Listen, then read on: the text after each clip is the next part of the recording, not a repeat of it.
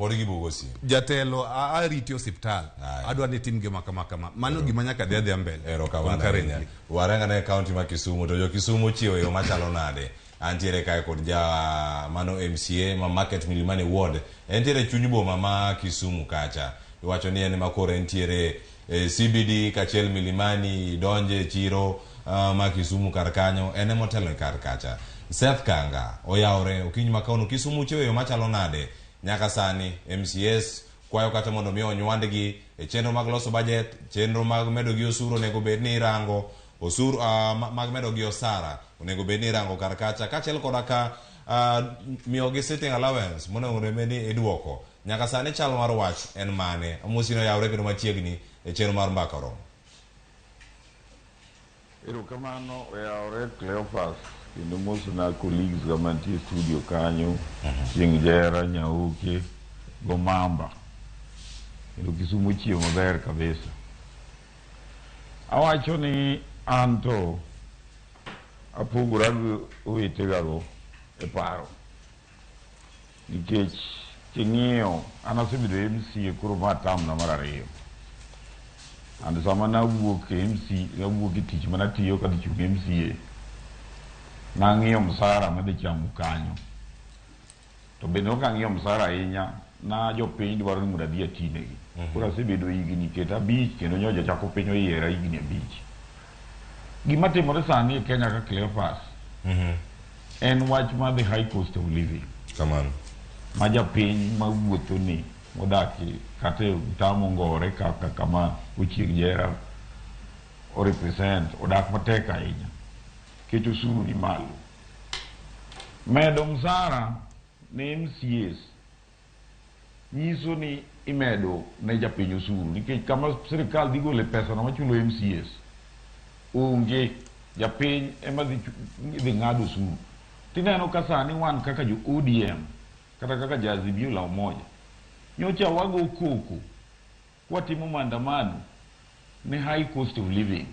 Ma one of the reasons for me lost the bipartisan committee and mondo gi ng'idhi weche mag high cost of living kaka living cost of living nyalo dok piny mondo japiny oyud nafu. To ka koro wan MCAs bikendo chak wacho ni yani mondo medwa pesa to sama nyochi dhi assembly nyochi ng'eni msara bidhi chamo en magima. To gima duong' monego watim na jopiny ni en jopiny mondo oyud thieth maber e osiptande, jopiny oyud yore, jopiny oyud pi maler. Emomiyo kama riwore kodgi en pesa mar development cha ma iluongo ni World Development Fund. En emonego bed increased nikech japiny chandore mondo japiny oyud development. E sama wuoyo kodi ni japiny kata kaka thiedhre onge to MCAs bine no wuoyo kanyo kata dek buchieng Jera. Uchieng Jera no ok ang'e nyalo wacho weche ainago nikech sani en kothuo to en gi gino ni comprehensive health care mithiedhe athiedha nodhi kaka Nairobi hospital kacha tithiedhe to wuok odhi kuto. Japiny ma wuotho gi tiende ni to en kata kodhi hospital to kaka thiedhe onge. Mote gimonego waduong' monego watim en onego increase funding e osiptende wage mane alworagi. Mage gik monego wami priority sani e kama uchumi mar Kenya koro nitie. To ok en medo salary. Medo salary kidwaro salary mang'eny to you either resign mondo idog e tich manitiyo chon ka tijno ne ber. To ok ni biro MCA kisebedo yieri MCA koro kiwacho ni tijni ok ber omedwa msara. To gir tij mar jopiny en ni savo jopiny and you are a servant of the people. Omiyo gima duong' onego waket mbele en ni wang'i kaka counties wagi inyalo mede pesa ata malo mimiyo wacha obedo matin mondo bed increase mana kaka jakom Raila Amolo Odinga ne wacho mondo kete 35% ya mondo wa increase pesa e weche mag thieth, e weche mag ndara, e weche mag pi maler, pesa mar ohala. Wami jopiny pesa otimgo ohala, pesa mag pur. Alworawa kaka mar Lake Victoria ka wan gi nam sani itimo cage farming mar fish e nam. Wanyalo increase do to wabedo gi ni food security.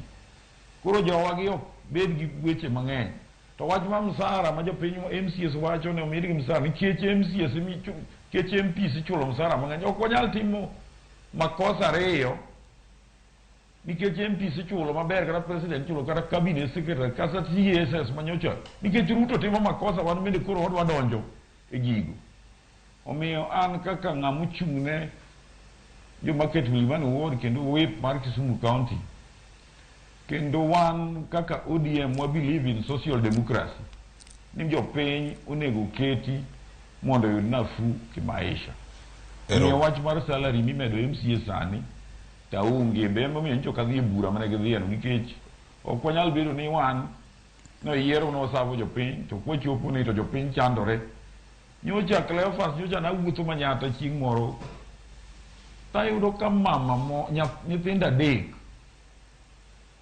wuotho e estate to giting'o nyanya achiel tapenjogi ni to wakanye ni minwa orowa nyanya to nyanya ni en siling 20 nyanya achiel ere gima onego watim onego wang'i kaka wanyalo gudo gi food security mondo be chiemo dog piny kapok wawuoye wach mar msara marwa to gima nitiere kar kae uchumi osestabilize Seth Kanga nitiere kumoro kamadani mondo mi lero kata kapok wawuok e kaunti ma Kisumu pek mar ngima to nitiere oganda yiere kod mano osara iwacho ni ngimani kata kubed ni obedo matek ne jopiny to MCAs bende gin jopiny mantiere karka mapo nono gin bende ginyalo bedo ni giyuak kendo giwacho ni pek mar ngimani donjo nyaka e ofukewa mana kama gintiere kara kanyo mapo nono gidwaro medo osara makama paro ni duto kata kano gichope bura makama bende isire okang' machielo kata ni nyalo rangi kinde mabiro mana kaka wasewinjo ka wuok kuom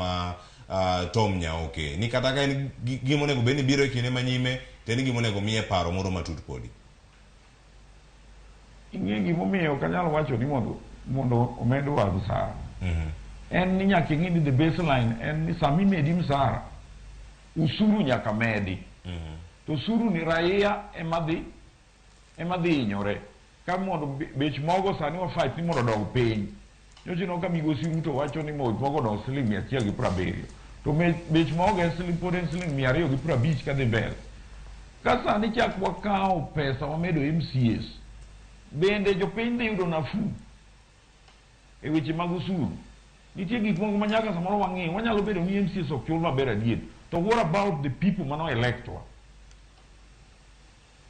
gimomiyo jopiny biro irwa ka gidwaro pesa mar thieth kata pesa ma gichamo en ni pok waloso mikakati maber osiptal pok obedo maber school fees pod is a problem omiyo pesa mang'eny onego wakete development ok msara mar MCAs erokamano ahinya sara no biro